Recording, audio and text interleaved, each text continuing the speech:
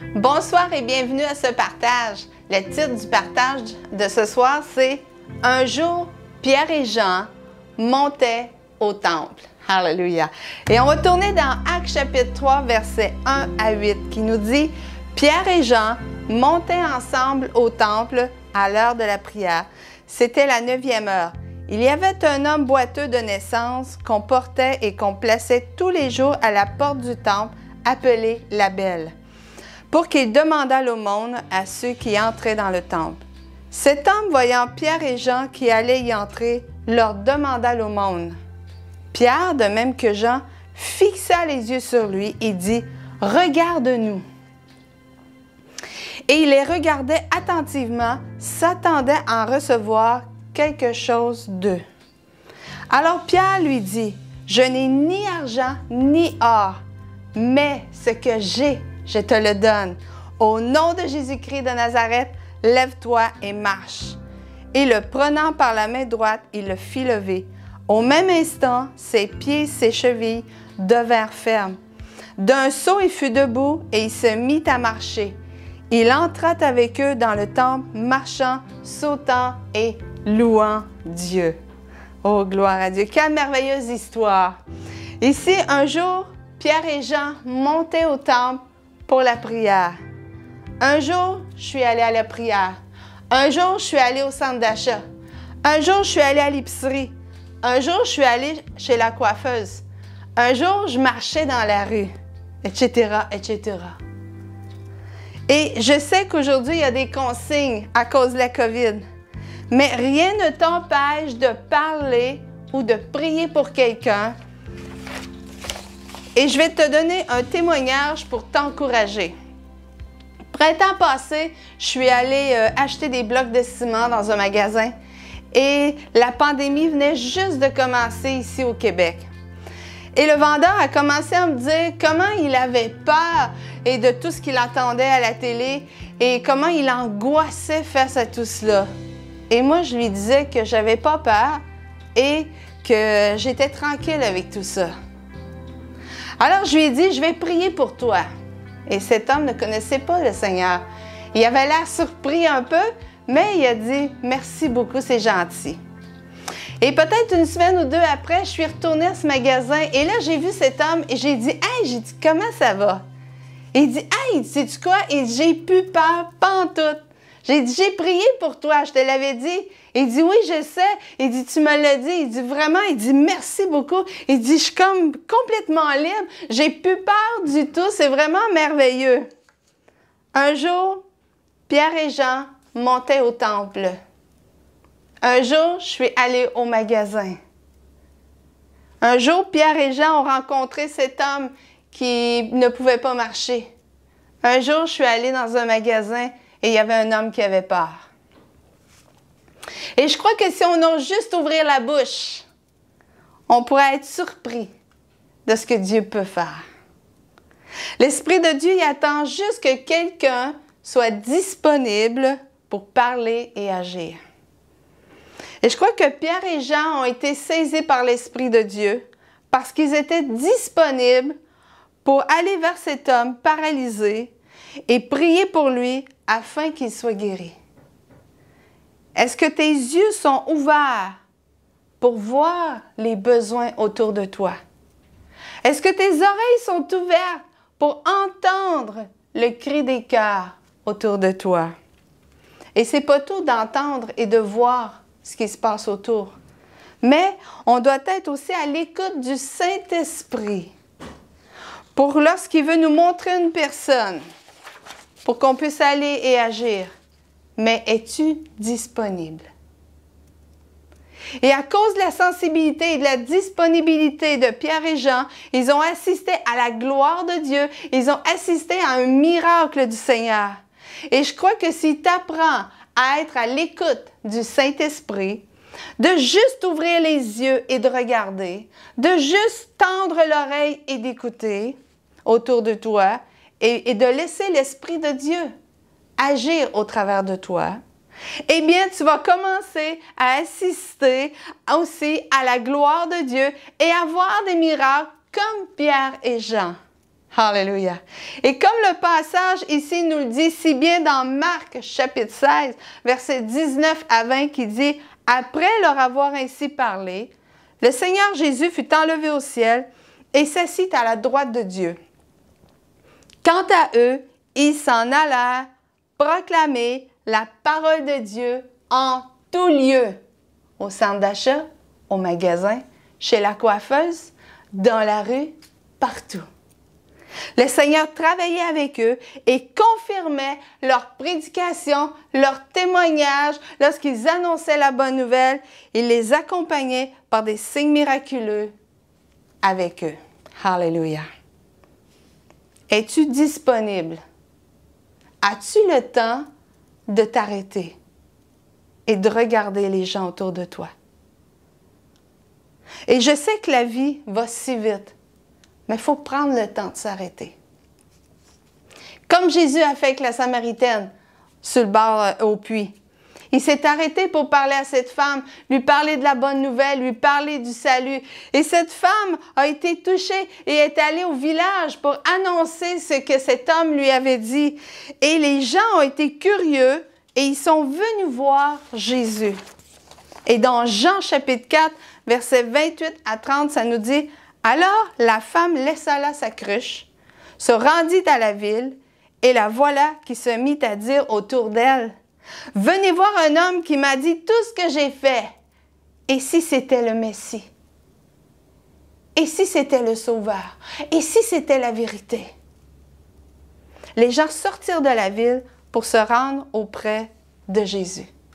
Et on continue dans Jean 4, versets 39 à 41 qui nous dit « Il y eut dans cette bourgade beaucoup de Samaritains qui crurent en Jésus grâce au témoignage qu'avait rendu cette femme en déclarant « Il m'a dit tout ce que j'ai fait. » Lorsque les Samaritains furent venus auprès de Jésus, ils le prièrent de rester et il passa 2 jours chez eux. Ils furent encore bien plus nombreux à croire en lui à cause de ses paroles. Alléluia. Jésus a pris le temps de s'arrêter et de parler, de témoigner à cette femme.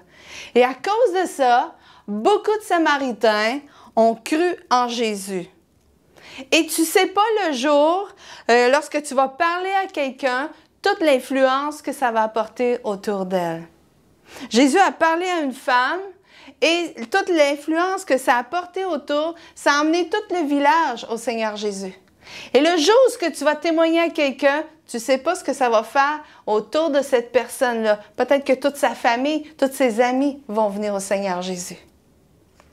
On continue dans Jean 4, verset 35, et Jésus dit ici, « Vous dites en ce moment, encore 4 mois et c'est la moisson. » N'est-ce pas? Et Jésus a pris quelque chose que les gens vivent pour essayer d'expliquer quelque chose. C'était comme une parabole. Et on est en plein temps qu'on commence à planter les jardins, à faire les jardins, à semer. Et on est capable de dire, ben, dans tant de temps, les carottes vont sortir. Dans tant de temps, les radis vont sortir. La salade. Dans tant de temps, on va avoir les tomates. Et ici, c'est la même chose. Il dit, encore 4 mois et c'est la moisson. Et Jésus dit, eh bien, moi je vous dis, ouvrez vos yeux et regardez les champs. Regardez les gens autour de vous. Déjà, les épis sont blonds, prêts à être moissonnés. Les gens sont prêts. Alléluia. La récolte est prête. Il y aura toujours des gens prêts à entendre parler de Jésus. La récolte sera toujours prête. Mais la vraie question est, es-tu disponible? As-tu le temps de t'arrêter? As-tu le temps d'écouter, de regarder? Et on est tous confrontés à ça. Et moi la première. Mais est-ce que je suis disponible pour ouvrir la bouche? Et pour terminer ce partage, on va prendre un temps dans la prière. Et je t'invite à juste fermer tes yeux et on va prier ensemble. Alléluia. Père éternel, au nom de Jésus, on vient devant toi. Seigneur, on te demande ton aide. Seigneur, on te demande que tu sois avec nous, que tu nous accompagnes, que tu nous donnes cette force, ta puissance, Seigneur. Que tu nous donnes l'autorité, que tu nous donnes, Seigneur, cette énergie, ce vouloir, ce pouvoir d'aller vers les gens et de parler de toi. Seigneur, je prie que tu aides ton enfant maintenant. Remplis-le de ton Saint-Esprit. Remplis-le de ta puissance. Alléluia. Saint-Esprit, accompagne ton fils, accompagne ta fille, afin qu'elle puisse ouvrir la bouche, qu'il y ait des paroles prophétiques, des paroles de sagesse, des paroles de connaissance, des paroles de vie, des paroles de résurrection, des paroles qui vont guérir, des paroles qui vont délivrer, des paroles qui vont consoler. Alléluia. Ô Esprit de Dieu, amène-nous dans ce chemin de témoigner ce que tu fais dans notre propre vie et d'être capable de le partager autour de nous. C'est au nom de Jésus que je prie. Amen. Alléluia. Alléluia. Et peut-être que tu ressens ce désir de passer plus de temps dans la présence de Dieu, juste de prier et de consacrer ta vie pour la donner aussi aux autres, pas juste pour toi-même. Et pour terminer, on va écouter un chant qui nous dit « Seul Christ me suffit ». Alléluia. Et là-dessus, je te souhaite une belle soirée, une bonne semaine et que le Seigneur te bénisse abondamment.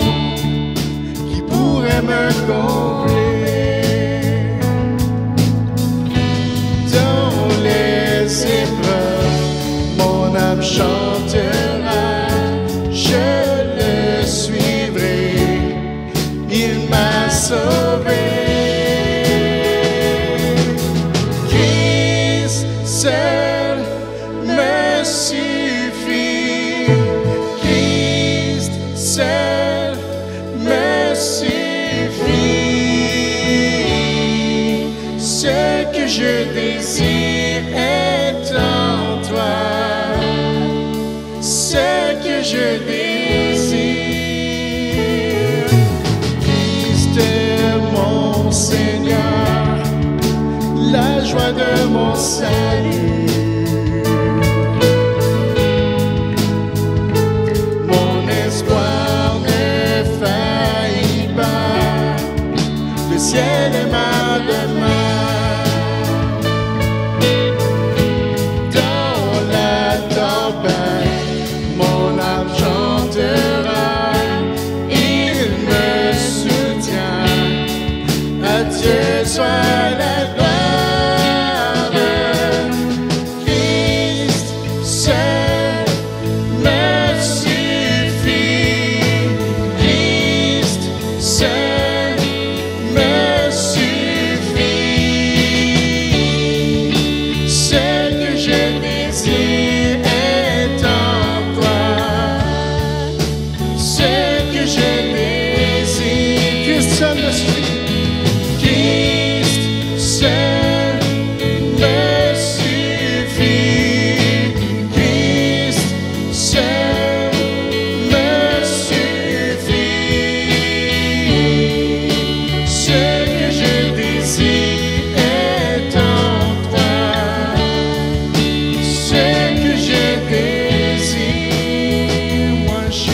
Décide de suivre Jésus.